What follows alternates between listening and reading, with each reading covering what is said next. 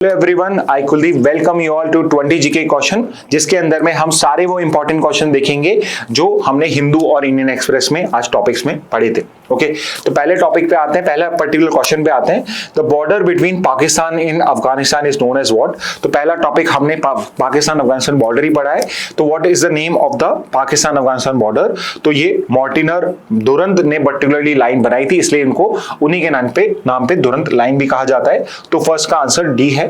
What you can do is you can also tell me in the comment box कि McMahon line और Radcliffe line किन दो particular country के बीच की border है।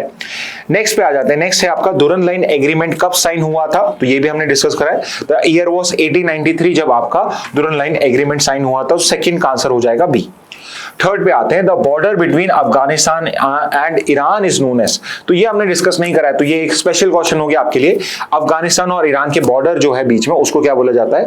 तो उसको बोला जाता है हेलमंद लाइन। ठीक है, तो हेलमंद एक पर्टिकुलर आपका माउंटेन रेंज है, हेलमंद करके ग्लेशियर्स हैं, तो वही पर्टिकुलर जो लाइन है उसी नाम पे उसी पर्टिकुलर माउंटेन्स के बेसिस पे इस पर्टिकुलर लाइन को नेम करा गया, तो Helmand line is the name. Third का सी हो जाएगा। फोर्थ पे आते हैं। Tehreek Taliban Pakistan primary operates along. TTP कहां पे ऑपरेट करता है? सो पाकिस्तान चाहता तो कि इंडिया पाकिस्तान बॉर्डर पे वर्क करे, but it is currently operating through the Afghanistan Pakistan border, तो वहीं पे ये एक्टिव है। तो फोर्थ का आंसर हो जाएगा ए। नेक्स्ट पे आते हैं। The Sharm El Sheikh summit for peace on Gaza is being cohosted by. तो शर्म एल समिट जो हो रही है आपकी फॉर गाजा पीस, ये पर्टिकुलर समिट कौन को होस्ट कर रहा है? So it is obviously hosted by the host country which is Egypt, but it is also cohosted by Donald Trump also और by the president of US. तो अगर option D देखोगे तो दैट इज द आंसर। तो fifth का answer D है। Next पे आते हैं। The Gaza ceasefire plan discuss at the summit is part of which leaders peace initiative. Gaza ceasefire plan किसने बनाया है? So it is made by Donald Trump only. Okay, तो six का answer हो जाएगा ए। नेक्स्ट पे आते हैं। The main mediators of Israel Hamas ceasefire deal are. तो जो इजराइल हमास का सीजफायर डील है, इसके अंदर में प्राइमरली कौन सी कंट्री इन्वॉल्व है? तो कई कंट्रीज की ग्रुपिंग बताई हुई है, बट प्राइमरली अगर तीन कंट्रीज को चूज करना हो, so they are going to be US, Egypt and Qatar. तो सेवेंथ का आंसर हो जाएगा ए। नेक्स्ट पे आते हैं। Which country decline the invitation to the Sharm Al Sheikh peace summit. इन चार कंट्री में से इन्विटेशन चारों को गया था, बट एक कंट्री ने मना कर दिया, and that country is country of Iran. तो 8 का आंसर हो जाएगा बी। नेक्स्ट पे आते हैं। China basis claim over most of the South China Sea on which historical demarcation. तो चाइना ने साउथ चाइना सी का जो पर्टिकुलर क्लेम है, ये किस पर्टिकुलर क्लेम लाइन के बेस पे बना है? So it is on the basis of your the 9- line. तो 9th का आंसर है ए। नेक्स्ट पे आते हैं। विच international tribunal ruled in 2016 that चाइना's claim to the South China Sea has no legal basis। तो 2016 का केस जो चाइना के अगेंस्ट में हुआ था, किसने फाइल किया था? So it was filed by Philippines। और कहां पे फाइल किया गया था? It was filed in the Permanent Court of Arbitration at the Hague। तो 10th का आंसर है डी। 11th पे आते हैं। The 2016 arbitration case in South China Sea was brought by which country? So I've already answered it. It was Philippines जिसने China के against में case लेकर आया था। तो 11th का आंसर है सी। 12th पे आते हैं। Which of the following countries does not have overlapping claims in the South China Sea? कौन सी वो कंट्री है जिसका कोई पर्टिकुलर ओवरलैपिंग क्लेम नहीं है in the South China Sea? So that country is Japan. Japan इन कंट्रीज में नहीं फॉल करता है जिसका साउथ चाइना के साथ जिसका चाइना के साथ साउथ चाइना सी में कोई डिस्प्यूट चल रहा है। तो 12th का आंसर ए है। नेक्स्ट पे आते हैं। Who was the first president of independent Cameroon? So it is not asking you the current president, it is asking you the first president of independent Cameroon। तो हमने ये पढ़ा है, अभी तक 2 ही प्रेसिडेंट हुए। Currently it is Paul Biya and the first president was Amadou Ahidjo। तो 13th का आंसर हो जाएगा बी। 14th पे आते हैं। Cameroon was originally colonised by which European power before World War 1। तो ये भी हमने डिस्कस करा है। कैमरून जो था before World War 1, it was a territory और it was a colony of the Germans, but World War 1 में because Germany lost that particular war, तो इस पर्टिकुलर जर्मन कॉलोनी को ब्रिटेन और फ्रांस ने अपने बीच में सब डिवाइड कर लिया था, but originally it was colony of Germany. तो 14th का आंसर डी है। Next is what is the capital city of Cameroon. तो ये भी हमने डिस्कस करा है। Capital city of Cameroon is Yaounde. Okay, Yaounde is the capital city of Cameroon. तो 15th का आंसर है ए।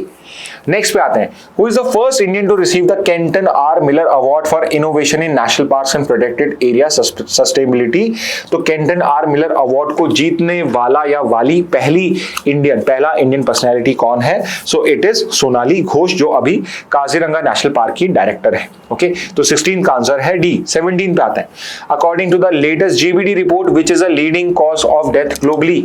तो हमें ये तो पता ही है कि NCDs are the leading cause, but NCD के अंदर में भी नॉन कम्युनिकेबल डिजीज में भी टॉप पर कौन सी डिजीज है सबसे ज्यादा मोर्टिलिटी करती है वर्ल्ड के अंदर में? So it is the same in India as well as the world, and it is your ischaemic heart disease. Okay, तो हार्ट अटैक जो है वो इसी के अंदर में आ जाएगा।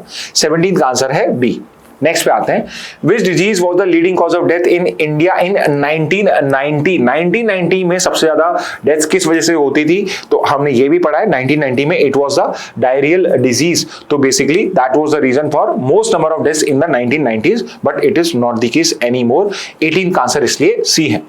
नेक्स्ट पे आते हैं, which factor is not contributing to the rise of NCDs in India. Okay, तो ये जो पर्टिकुलर, अगर आप हैंडआउट को अच्छे से आज के पर्टिकुलर न्यूज़पेपर को पढ़ोगे या आपका न्यूज़ देखोगे तो उसमें हमने कॉजेस को भी डिस्कस करा है। तो आपका जो मेन रीजन है एनसीडीज का वो ये है, वो है डिलेड इंडस्ट्रियलाइजेशन। तो बिकॉज इंडस्ट्रियलाइजेशन डिले हो गया तो it is the particular time जब हम पॉल्यूटेड एनवायरमेंट में रह रहे हैं। And second is progressive urbanization. तो अर्बनाइजेशन से लाइफस्टाइल हमारा चेंज हो रहा है, उस वजह से भी हमारे जो पर्टिकुलर एनसीडीज हैं वो इंक्रीज हो रहे हैं।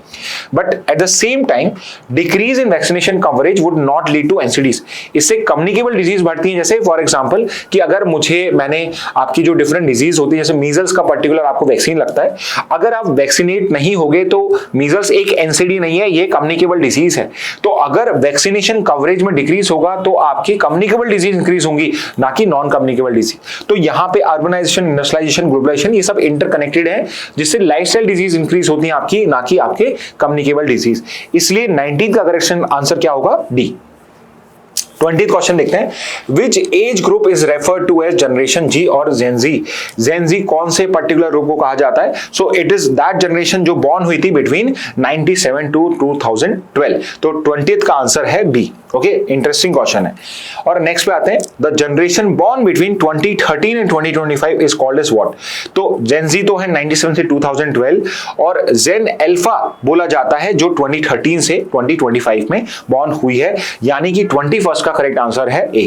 तो ये एक आपका बोनस क्वेश्चन था, और जेन अल्फा के हिसाब से ही ये बोनस क्वेश्चन भी उतना ही इंटरेस्टिंग है। ओके, तो स्टूडेंट्स ये थे आज के इंटरेस्टिंग 21 क्वेश्चन।